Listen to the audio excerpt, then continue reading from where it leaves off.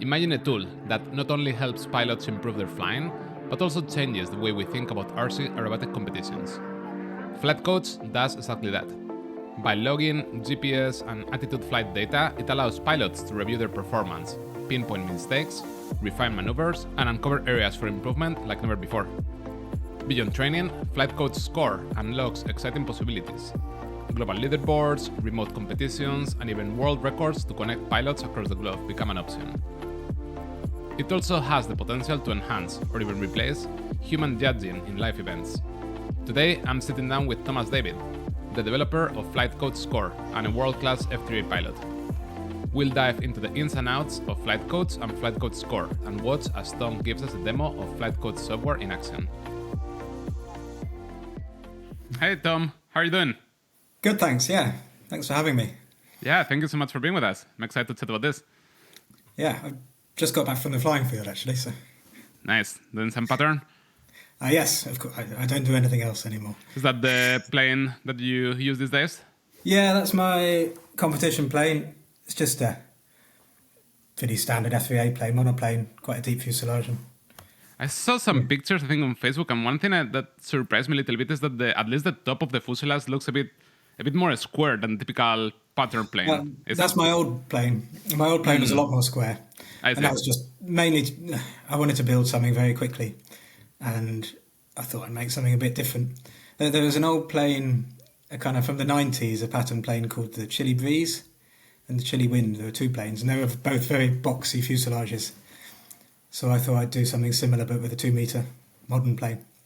So this is kind of the next step on from that. It's a slightly more normal looking plane, but it's a very similar side profile. And is it also one that you built, or is it the model? This is my design. Yeah. Okay. That's one of the things I like about F3A is you can compete with anything, and it's a size that's easy to build yourself. Cool. Well, one thing obviously that I want to kind of do a very big dive on today is everything Flight Coach and Flight Coach Score. But before we go there, maybe let's get to know you a little bit better. Can you talk about how you got started in RC and how you got here? Okay, well, so I started flying when I was about 10. My dad used to take the family on long, boring walks, along the kind of cliffs in Guernsey where I come from. And one day I saw people flying gliders off the cliffs, slope soaring off the cliffs, and I kind of looked at it. I thought, right, I'm going to do this, and I'm going to be good at it. And that was it. I saved up my pocket money for a year or so and bought a kind of wooden kit, built it really badly, and crashed it in a few days, and slowly got going that way. But then once you get started, then the people from the local club kind of take you under their wing, and things get a lot easier after that. And then, so I did that, got into aerobatics fairly soon, and then just freestyle initially, and 3D, and there's some small there used to be some freestyle aerobatic competitions in the UK I went over to. And then when I moved to the UK, I started flying IMAC. And I flew IMAC for about 10 years. I did a few of the bigger comps in Europe, and I came over to the USA for the IMAC Worlds twice. And then just in the last 5 or 6 years, I've been flying F3A, mainly because I haven't got a field to fly IMAC. The plane's too big and too noisy for my local club, and so F3A is a lot easier. Yeah, a bit more practical. Yeah, and I've really been enjoying it because you've got a proper world championships, which where it makes for some really exciting competitions to go to. Yeah, definitely. If you want to go and reach for those like super high level competitions worldwide, that's the best thing right now. F3A. Yeah, exactly, and it's really exciting. I mean, you can go to a competition and fly against Gernot or Lassie and the top pilots in the world. They'll beat you rotten, but it's fun and it's exciting. It seems like you've been doing pretty well though. Like I think I was talking before about that kind of square look plane. Pretty sure that those pictures were from last year, maybe from some European Championship, right? Yeah, so I did the European Championships in Spain was my first big one, which was 2 years ago. And I think I can't remember where I came, kind of 20th, or maybe 16th, something I mean, like that. that's a lot. Like Yeah, the I level was of happy with that. flying, the level of flying in those type of F3A competitions, like a European or a World Championship, the level of flying there is extremely high. Yeah, it is. It's really exciting. And actually, the one in Spain was good because I did a really good first flight. I was really happy with the first flight. I came like 7th in the first round of Ps, and then I just progressively got worse through the rest of the competition. How was Did the some- transition from IMAC to F3A in terms of the flying skills? So, I mean, in terms of flying skills, the skills required are identical, really. F3A, there's a bit more in the rules in terms of positioning and things like that, but really, if you can fly one well, you can fly the other well. For me, the main difference is the planes are so much easier. An F3A plane, it's basically a park flyer. You know, you're not going to upset anyone flying an F3A plane. So I went from doing 200, 300 flights a year with an IMAC plane to 500, 600, 700 flights a year with an F3A plane. Wow. And my flying improved, as much as you'd expect it to if you're flying that much. Yeah. Well, one of the things that you mentioned before is how you used to fly freestyle and even freestyle competitions, and one of the things that you like about switching to F3A, apart from the practical aspect of the smaller, quieter plane, is how F3A is much less subjective, which I would agree. I think one of the downsides of robotic competitions, in my opinion, any kind, is that there's a big subjective component. It's not like a motorsport racing, right? Where even though there are rules and sometimes there's some weird decisions here and there, but for the most part, the car that crosses the finish line at the end is the winner, and that's the end of it. And there's little discussion with any aerobatic competitions. There is a human kind of factor there that sometimes might be accurate according to the rules, some other times not so much. And even in pattern, even though I think it's significantly better or more accurate judging than in freestyle, because the rules are very, very specific, right? Like you can always go to the rule book and in theory you have all you need to properly judge a flight. Still is not going to be perfect. And I think that's one of the things that I guess that's where flight codes and flight code score comes in, right? Can you talk a bit, maybe before getting into the scoring side of things, maybe let's talk about flight codes to get started. Yeah, so I mean, the scoring side of things is kind of central to it in that I started this project probably 10 years ago, and initially the plan was just score, just calculate scores. I never thought, oh, there's another side to this which would be really useful for training. I just thought I want to make competitions fairer. I want to turn aerobatics into a racing sport where it's like a stopwatch. There's no questions about the scores you get. And so I started the project a long time ago, just thinking about, let's put some sensors in the plane. I bought an Arduino and tried to kind of write my own code to log the data, store the data, and build my own IMU. And then I realised you could get a flight controller and a drone flight controller and put it in a plane. And then I spent many years kind of just working. Once I was getting good data, I spent many years just building all the data structures and things I needed to score the flight. And then at some point I spoke to Andrew Palmer and Russell Edwards from Australia, Andrew from New Zealand. But anyway, I spoke to them at a competition about it, and they took it off. And Russ knows Arta very well, and Arta is the other part of Flight Coach, and he's a software developer.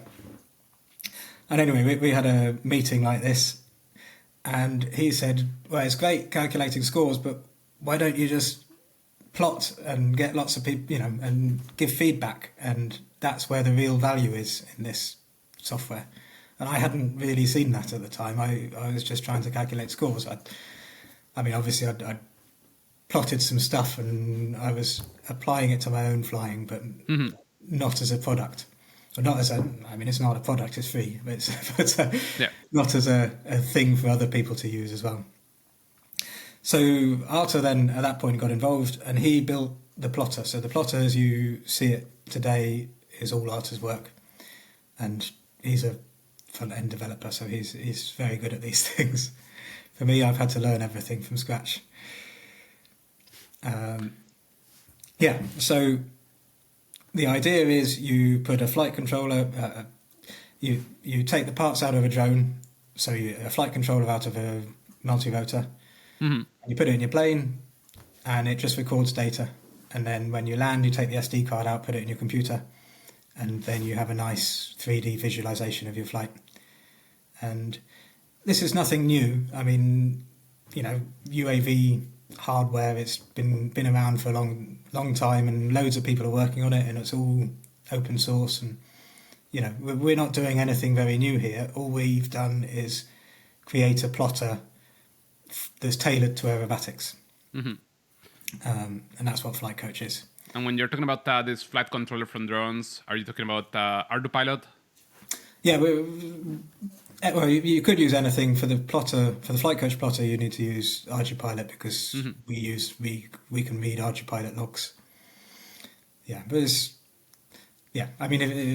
you could use something else, but you'll have to write some code to convert the. Okay.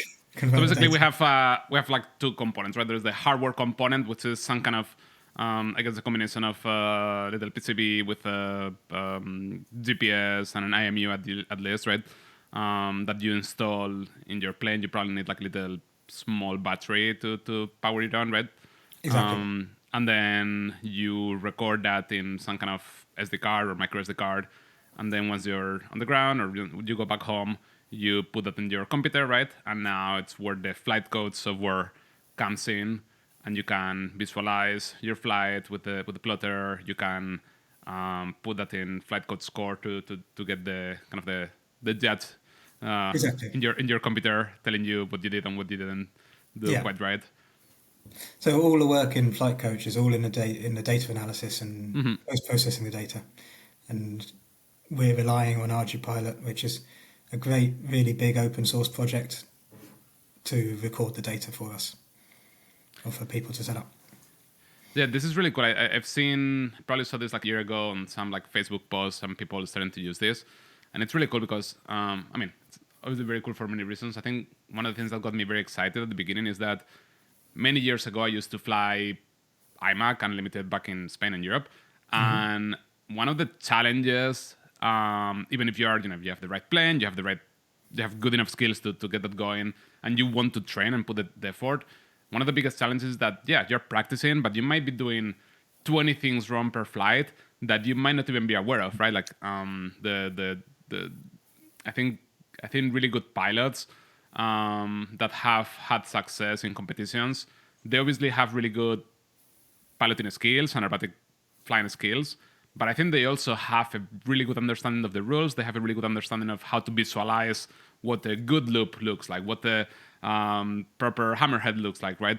I know at the beginning, because I've worked with a lot of like newer, maybe like beginner to intermediate aerobatic pilots, and to do some coaching on pattern or IMAC, and something as simple as understanding what a good loop looks like, something that sounds trivially easy, it actually is pretty difficult. Like they don't realize that they may be making an egg-shaped loop, right? And it seems like this is the kind of thing that if you don't have somebody highly experienced, whether it's like a really high-level pilot next to you or somebody that has been a judge in this kind of competitions next to you, it seems like even if you put hours and hours of practice, you still might be kind of ingraining like the wrong things, right? Like you're, they say the whole like practice makes perfect, but only like good practice is what makes perfect. Otherwise, you might be perfect in the wrong thing. And this seems like the kind of thing that could be extremely helpful for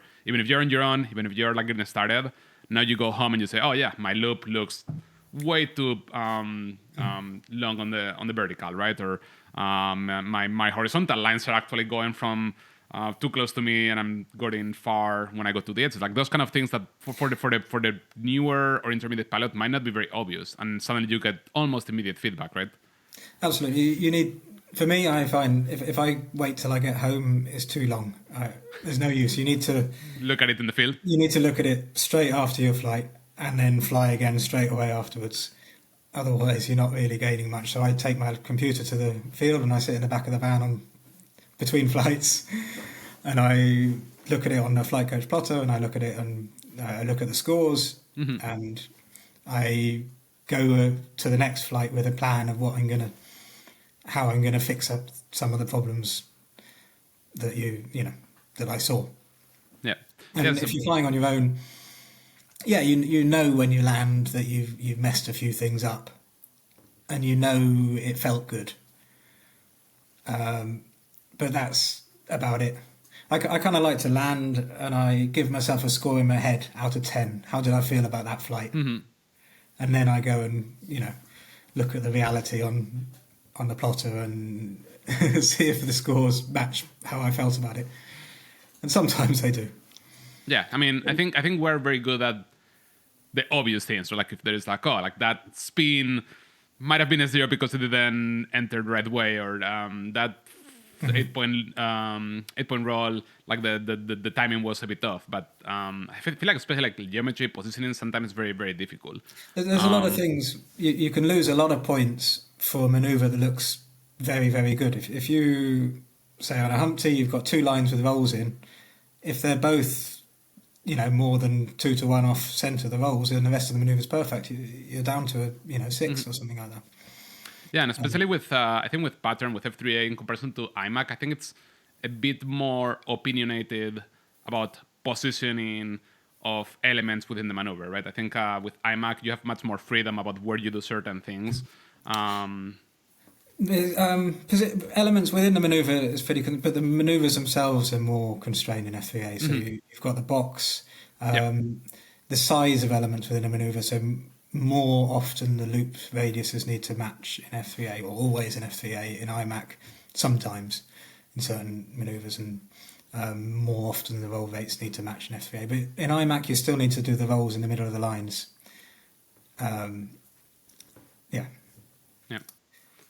Yeah, so flight codes on its own sounds like something really, really cool, really, really useful. And then when you bring the flight code score into the picture, now you have, not only you can kind of visualize that maybe your loop was a bit off, or the roll wasn't quite on the center, or the radius between maneuvers were not consistent, but now you actually get very specific numbers attached to those mistakes, right? And you get actual scoring following the rulebook guidelines and the K factors and everything, and you actually have, okay, this, I thought this would have been like an 8, it's actually a 6.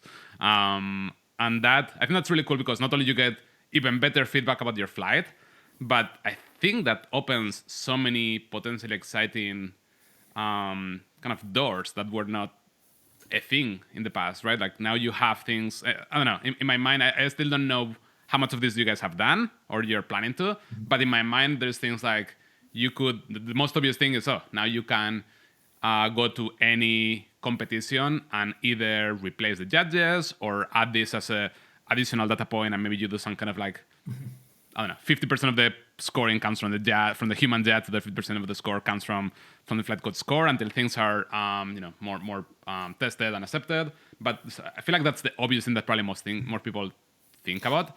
But there is even other cool things like, hey, maybe now you and I could compete with each other, even though you're in the UK and I'm in the US, right? Like I know that there's gonna be certain things like with conditions, air pressure, like it's never gonna be the same unless you are on the same physical location doing the flights back to back. But there is something about being able to compare the same routine anytime, anywhere in the world, right? Like you can start doing things like leaderboards. It starts to behave almost like the kind of thing that you would do in video games, right? You can have this race course, and you and I can compete remotely at any time. And I mean, there's something that you could never have in aerobatics before. We can have world records now. Hmm. And, you can go and see, I flew the best P25 this week Hmm. or this year or whatever. And things like that. It's exciting. That makes it exciting. And yeah, there's a big caveat, and that's the wind. You don't know what the wind conditions were where you were flying. And I mean, I got some very good scores today, but it was flat calm. So, but but it makes it really exciting, and it's really fun. We've got this score sharing tool now, so you can go and score your flights and upload the logs, and you can go and see, who's been uploading flights recently, and it's quite fun. It almost makes me think of racetrack records. Like in some ways, it feels very similar in the sense that its racetrack has its own set of records depending on maybe the type of car, and yeah, it's not the same if you kind of record this time with this car today versus a week from now, which maybe the racetrack was hotter and the tires are grippier, or maybe it was windy, or maybe it was wet or rainy. So it's not replacing a race, right? But it adds a new component that is actually really cool. And hey, like now I could be competing against Brookman from the opposite end of the world, right? And in some way. You're probably not going to have this is not going to be replacing the world F3A competitions, the world championships of F3A, but it just adds a different type of competition that you could do, or a different way to participate. I know that not everybody can afford to take the time to travel all over the world to do this kind of competitions, and especially having to see the planes. This is really cool because it opens up a different type of way of competing, and seeing how you score, how you do against other people, right? I think it was just starting to kind of come together, Flight Coach itself, during COVID. And it's such a shame we hadn't done it 10 years before, 5 years before, because that would have been the perfect time for this kind of software when you can't have international competitions. Since you've started using this system, are there any particular things that you've noticed that you've clearly improved thanks to flight codes, like things that you might not have seen before in person, and now it's like, oh, you're seeing that every time you do this thing? So everything, I mean, whenever you look at a flight log in the plotter or flight coach score as well, which I guess we'll go into more, but you're always looking and thinking, well, yeah, that's an obvious error, but was that really visible from the pilot's position? And was it realistic to be able to fix it? And I mean, usually an error like that will show up somewhere. And so it's useful to think, I did feel like I was too far out at that point. But why was I too far out? It's because that line was way off vertical and it was impossible to see, but that's what caused it, so I'll be careful next time. So there's a lot of little things like that. I think being aware throughout the flight of it kind of highlights the areas where you're likely to mess up, and often that will cause an obvious mistake later on. So yeah, maybe you're a bit earlier in correcting, or you correct kind of positioning errors earlier because you know where they're coming from. I think that's the most useful part. There's some little geometry things, like it's very common to, if you're flying an end manoeuvre, say a vertical downline on an end, and you're pulling out, it's very common to pull out at like 200 feet and then dive to 50 feet in the centre. And in the flight plotter, it looks obvious. And when you're expecting it, it looks horrible from a pilot's point of view. But until you've seen it, that's one that's really kind of is a bit of a kind of revolution to me. It was a bit, felt like I was enlightened. Well, maybe we can try to take a look, and maybe you can walk us through a bit of a demo of flight codes. Can you see the plotter? Yep. Okay, so this is the plotter. It's kind of a 3D F3A box. The pilot sits there. So we can load a flight log into here. So a bin file is a binary file that the flight controller outputs. And then you can also define where the box is in the world. So you can put the pilot position and a point on the way to centre here. We've got a load of flying fields defined around the world as well. Or you can do it manually. And then it positions the flight in the box for you. Mm-hmm. And you can spin it around. And so when I'm at the flying field, I'll kind of load it in and have a general look like this. The other thing you've got down here, there's this splitter at the bottom, which you can use to make the ribbon a bit longer. So here you've got the takeoff, and then I start the first manoeuvre here. This is the P25, so it's the current F3A sequence. So this is already splitting the flight per maneuver for you. Yeah, so you can split it per manoeuvre, and then it just allows you to look at a single manoeuvre. Mm-hmm. Or you can look at, so if we just split a couple of manoeuvres here, just the first three, just as an example. You see I'm just extending it a bit. So what you've got is a ribbon, you've got a little plane, a ribbon diagram, so you can see the roll angle and you can see the track. And I can play it back. You see, I think I can adjust the speed slightly.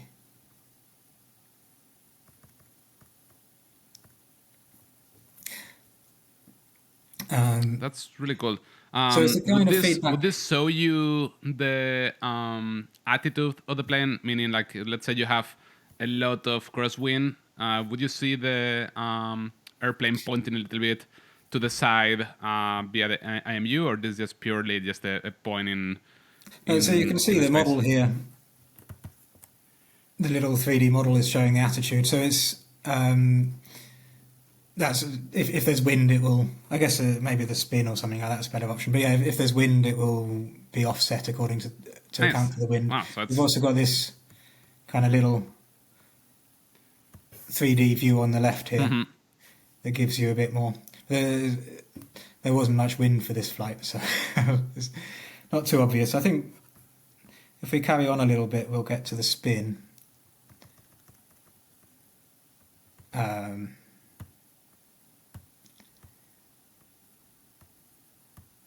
Here we are.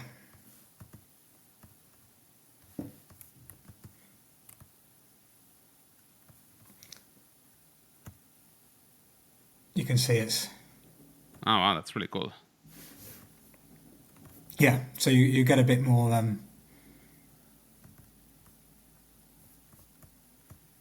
Yeah, no, this is a whole different level. Like, you go from basically just when you're on your own, you're just eyeballing everything and trying to remember what you did right and wrong, to now be able to go as detailed as you want. Like, you can see there how there's a tiny bit of maybe extra rotation on the roll, and then you kind of recover just like a few degrees. You can see absolutely everything. Exactly, yes. And sometimes it can be too much. You just look at it and you think your head explodes with all the things that you should fix. Yeah.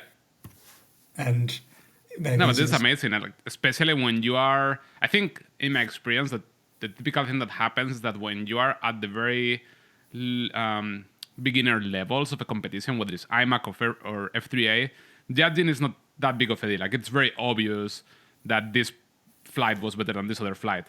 When you start getting to the really high level, world championships, European championships, the top 10, 20 pilots are so good that you're splitting hairs, right? And now things like some like conscious or unconscious bias based on the name of the pilot, if it's somebody that that won the championship last year versus a new pilot, or little mistakes can start making a big difference, right, on the scoring. And this potentially could remove a lot of that. Absolutely. I mean, judging is so hard. There's so much to see all the time. So, you've got to keep your mind on so many different criteria and have a very, very good eye. Yeah, and it's also very boring, which yeah, and it's hard. Like it's hard. probably So you have one of the a problems. full day of judging, flight after flight after flight. One of the problems with judging is that it's so boring, and so it's very hard to maintain your attention for 40 flights in a row. Can we see the scoring side of things? Yes. So this is. I've just loaded it now. I'm just checking it's showing for you. Yeah, I can see it. So this is the front page that we released on the 1st of January. So there's a bit more going on here. You've got a bit of a menu up the top here. There's a help button, which is worth knowing about before you ask questions about how it works. So here you start in a very similar way. You flight create and you load the flight data. So I'll load the same flight in here. It's given me a warning because I've already uploaded this one, but that doesn't matter too much. And then you also need to define the box. There's a few options here for how you can define the box. You can choose one of the flight coach sites, but this wasn't at one of those. So these are the ones that are stored in our database.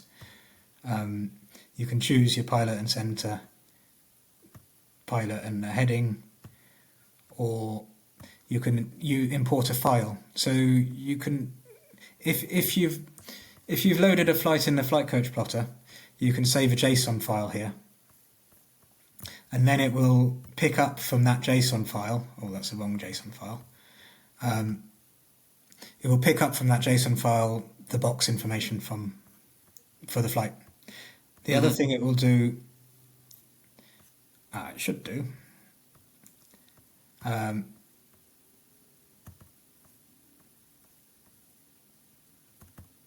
if I choose the right files.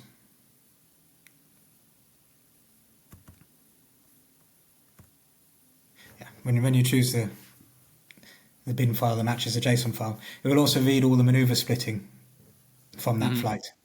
So then it just means you don't need to do anything here. You can just click complete and move on to the next stage. Or if you want to, you can you can split all the maneuvers in here, which I can't at the moment because the sharing thing. Then you might be able to drag that. Oh yeah. So it's a similar kind of idea that you just split it into maneuvers here. Then you add a next maneuver. So again, you put the little plane at the end of the maneuver to show that. You can choose the schedule at this point. F3A, P25, first maneuver. So the other nice thing about this is you could also fly a practice flight with lots of random maneuvers and then judge each one. You won't be able to upload it to the database, but yeah. Anyway, I'll just load up you can also load a JSON file at this point.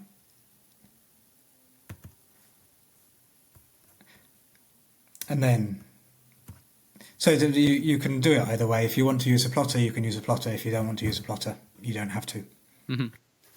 We'll hopefully build a closer integration between the plotter and flight coach score in the future.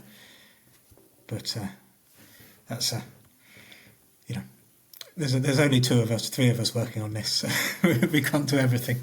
Yep. So when you click complete, you are taken to this page. So here you've got the table in the middle, shows you your scores basically. So the maneuver names down here, the K factors, and everything's 0 because we haven't run anything. So I'll click run, and it starts running the analysis. On the left here, you've got some tools to, which I'll talk about later. So in this table, the score column where everything's red at the moment because they're all 0 is your score out of 10 for each maneuver. Then you've got 3 columns to the left of it called intra, inter, and box. So they are the three. So there are 3 kinds of downgrade. So box is an obvious one. It's just, are you inside the box positioning and centering for F3A, or are you flying too deep? Intra. So a flight is built up, or a maneuver is built up of elements. So, say a square loop is built up of a quarter loop, and then a line, and then a quarter loop, and so on. A 4-point roll, it's got 4 quarter rolls and 4 bits of line with no roll. So an intra downgrade is errors within each element. So if you're looking at a loop element, was it round? Were your wings level all the way around the loop, and so on? If it's a roll element, did you finish at the right angle? Or if it's a line, did you maintain track? The inter downgrades are comparing one element to the next, or where elements have a relationship, it's downgrading for differences in that relationship. So if you've got 2 loops within a maneuver that should have the same radius, then it will downgrade if they don't. Or say the lines before and after rolls, it will downgrade if they're one's longer than the other. So intra would show you the mistakes within one of those loops, or within each of those loops, while inter, even if the loops were on their own perfect, inter would give you, they were perfect, but they were different from each other. That kind of idea? Exactly, yes. Okay. So for every maneuver now, everything's run. So we've got a total score for this flight, 472, which is, it was a pretty good flight, but mainly there was no wind. So we can now go and click on any of these to see a bit more information. So there's a nice plot, much like in a plotter. The alignment, so this page shows you the elements so you can see the ribbon here has been coloured based on which principal element is being flown. So the blue line here is showing the entry line, then element 0 is the first radius, then element 1 is that bit of line before the roll, and so on. That's the pause between a 2 or 4-point roll. So this page is useful if something's gone wrong, which is probably beyond the scope of this podcast, so we'll just go on to this scoring. So here you see the ribbon plot again, and you see there's a number on every element.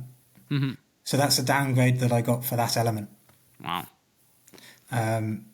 So you can see down here, this loop here, I got a 0.4 mark downgrade for this loop. If I click on that loop, I can see where those downgrades came from. So I got a little bit for roundness, a little bit for smoothness, and so on. Roll angle. So the main downgrade I got here was because my roll angle wings were not totally level. So if I select the roll angle downgrade, you can see the graph of roll angle against time, and you can see that I got a 0.17 mark downgrade because my roll angle was off at this point. You see? Yeah. By 8 degrees. The reason I got... So the other thing to note is, you see this blue line on this graph. So that you've got the black line, which is the exact measurement of roll angle against time. Okay. But the blue line here is an estimate of how visible that roll angle error was from the judge's point of view. So for a roll angle error, if the wings pass through the view vector, then it's very easy to see the roll angle because, different positions are gonna. It's very hard to see. The same roll deviation will be more or less noticeable depending on the particular position of the plane against the exactly. judge. So even though the roll angle got more wrong as I went further through the maneuver, the biggest downgrade came here because I'm standing on the ground and I should have been able to see very clearly that the wings were level because the wings were passing through the view vector at that point. So that's really interesting. One of my questions I was planning to ask a bit later is how does it's around this, like would you have to fly a bit different to get the perfect jet scores versus to get the perfect flight code score?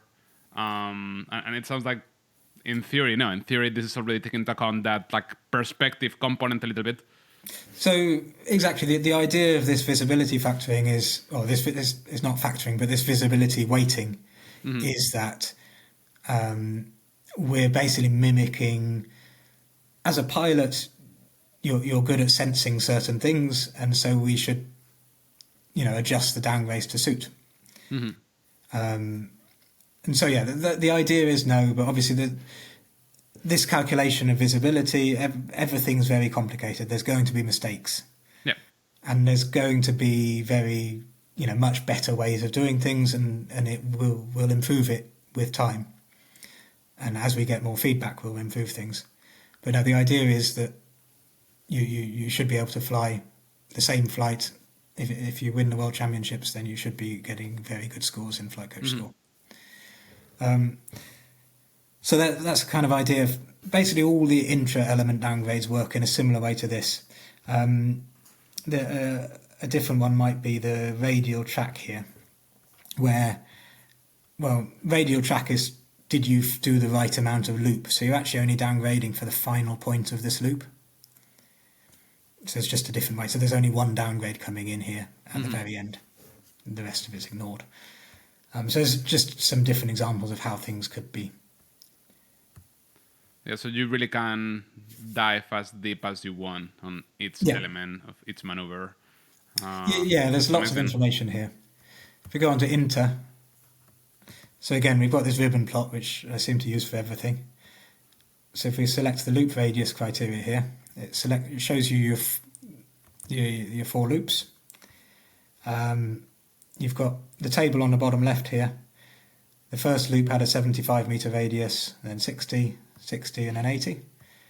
So you can see the errors, how visible was the error, and then a downgrade do you get for each one. So these are all, fairly consistent sizes, so there's not too much. So it's exactly the same the line before and after this roll, again, is the same idea. Another slightly more interesting one, if you look at the line lengths here, each of these lines is built up from lots of elements. So the collector, you can see it's a sum of all of these lengths to compare the 2 line lengths. So the schedule definition that this is working on, it knows the rules of F3A, and this is how we've implemented it. This is really, really cool. It's really impressive. The final one, positioning. So there's a little downgrade for top box. You can see that I was out the top box for a little bit of the line on the way in.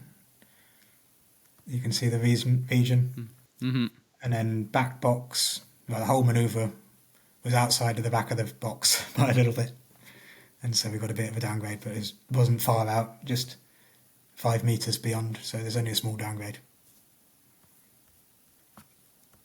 No, this is really cool. I have taken a quick look at the scoring side of things. I didn't dive as deep as this, and I didn't realize that there was this much level of detail, both being taken into account and also for the user being able to actually inspect all of these things. Right? It's really nice. Like, that's the other really frustrating thing to me about competition. Like, even if the judges were actually perfect and they did a perfect job, which is never going to happen because we're humans. But if that was the case, you see your 6.5. And you don't even know why, right? Like, you don't even know, like, I thought that was a perfect loop. And now you go here, like, actually, like, you went a bit out of the box and the radio started, like, modifying a little bit at the end. Like, it's really amazing tool for feedback. The other thing is, I mean, there will be places where this is wrong, and there will be... Yeah. But the thing is, the thing that you couldn't really do before is if you find a mistake or a score you don't agree with, you can talk to me and we'll fix it. Which... in a competition, if you disagree with a score that a judge gives you, the conversation doesn't really go very far usually. But for feedback, I mean, there's 2 reasons we've done all of these plots. One is to show that it's working, to give people confidence that it's giving scores that are sensible. And it's also because it's really useful for feedback, because I can go and look at this and see, well, I made loads of mistakes in that flight, but which one lost me the most points? And just in this table on the front page, the more red it is, the more points it lost you, the more K-factored points it lost you. So this error on a half cloverleaf was the most expensive thing for me in this flight. I see it shows difficulty hard. What is that? Right, so we've done all the testing on hard mode. So if we put it to moderate or easy, basically we're applying an expo curve to every downgrade. So if you get a 6 in F3A, if you get a 6 mark downgrade, you'll still get a 6 mark downgrade. But if you get a 2 mark downgrade, you might only get a 1 mark downgrade on moderate. I see. Where in iMac it would be a 10 mark downgrade, would still give you a 10 mark downgrade. So there's just It's kind of like a multiplier for the downgrades. Yeah, and you can use it. I always just use it on hard. I don't think. I think these are probably a bit redundant now because the visibility factoring is better and it's more consistent. It's probably something that's older versions of the code were a lot harsher. Well, this is really cool. At least, again, I haven't been flying pattern iMac in a long time, but from what I can tell, this is an amazing tool.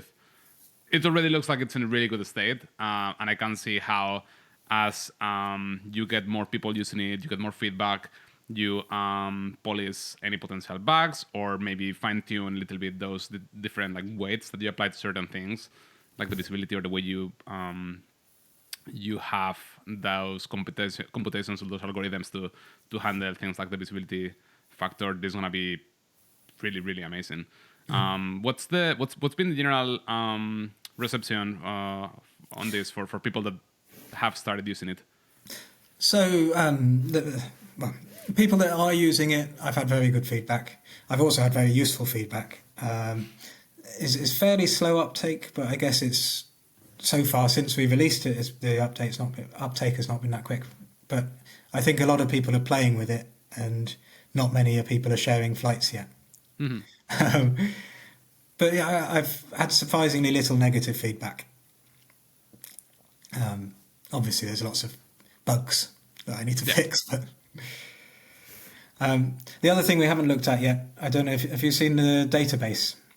I have not. So I'm gonna look at the leaderboard the other day. Yes. Okay, so we can.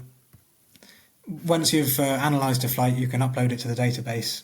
So if I just click here, and we can load flights from the database and see. So these are the best P25s from each pilot who's uploaded a flight so far. And then you can go and look at someone's flight, see where it was flown. So there's Ray. There's Ray who's flying in Florida. His best flight was a 450. And then we can go and view his flight.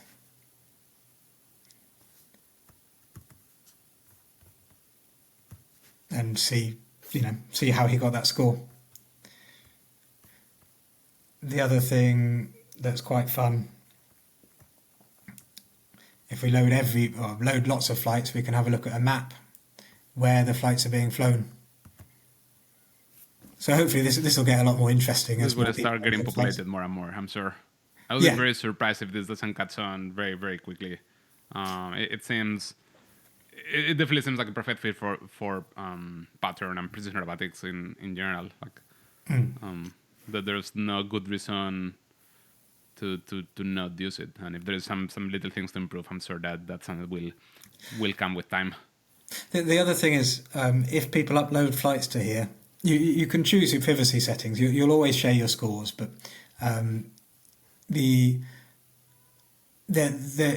we'll use it to make the scoring process better. So if you upload flights, you're doing a service to the future of aerobatics. Well, so for pilots that are interested in giving all of this a try, what should they do? What would be the process? Like if I'm flying F3A, pattern, iMac, whatever, and this is the first time I hear about flight codes. What do I need to buy? How do I get started? Okay, so Flight Coach works based on a RG Pilot flight controller, which is basically a drone flight controller. You can buy them. You need a flight controller which takes an SD card and a GPS module. You can buy that from almost any drone supplier or drone parts supplier. So in your country, it'll be different in different countries. And then just follow the ArduPilot documentation basically and how to assemble it. If you don't want to do it yourself, there's a load of people that have started manufacturing or assembling the parts for you, and you can just buy one ready to go. Most people are selling them for about $200, something like that. I think I've got one here actually. This is one of Juan Rombo, you know? Do you know Juan? Yep. This is one of his. But it's just a little box. You pay a few £100 for it, put it in your plane, put a battery in it, and go and fly. And then when you land, you take the SD card out, put it in your computer, and then you can upload the file to the flight, or to either the flight plotter or flight coach score as you choose. And the software is just a web application, right? People don't need to download or install anything at the moment. Exactly, it's all it's all runs in your browser. The flight plotter will load into your local browser, so you don't need to have an internet connection. Once you've loaded the plotter once, you don't need an internet connection to run it again. So it's easy to do from the field. Flight coach score, you do need an internet connection because all the analysis is happening on a server. Yep. Yeah, because it's written in Python, which doesn't really. This is not so easy to run in a browser. Yeah, and just to be clear, other than the hardware itself that you will have to acquire and buy and pay for, obviously, the software at the moment at least is like completely free, right? You go to the website. There is no everything's free. Fees apart from the hardware, the software is free, and most of the hardware you buy will be open source hardware. So you're just paying for, the parts. Most of these are about £200 to buy ready to go, but you can buy the bits for 50, something like that, 60. It'll take you a few evenings to figure out how it all goes together. Very cool. Do you know of any competition starting to think about implementing this in some manner, making use of this in some manner? I don't know of anyone. I've spoken to some people who've talked. People talk about it. I don't know of any seriously doing it yet. But I suspect it will come soon enough. Do you have any ideas or recommendations if some competition wanted to start playing with this? Do you have any thoughts about how they could get started? Like, I understand that there's gonna be a bit of friction at the beginning, right? Something new. Not only there's the equipment part of things and people have to get set up, but also how to go about vetting the system, making sure that the judging is gonna be correct and potential problems, things like that. Do you have any general thoughts about how to get that started? It's a very good question. I mean, there's all sorts of things you need to think about. Like, sometimes the flight log doesn't come out. That there's a problem with the flight log, and so do people get reflights? How do you make sure that they aren't just, using a flight they did a few weeks ago when it was flat calm? So, I think for me, that all comes later. The first problem is, can we score a flight? Yeah. And that's the problem I've answered. And I hope that other people will to think about the next problem, which is how can we do it fairly? How can we police it? But there's no point worrying about that until we've got to where we've got, which is I mean, this the way it is right now. It's already obviously like an amazing improvement from anything we had before, just in terms of like training and making pilots better and more aware of what they're doing right and what they're doing wrong.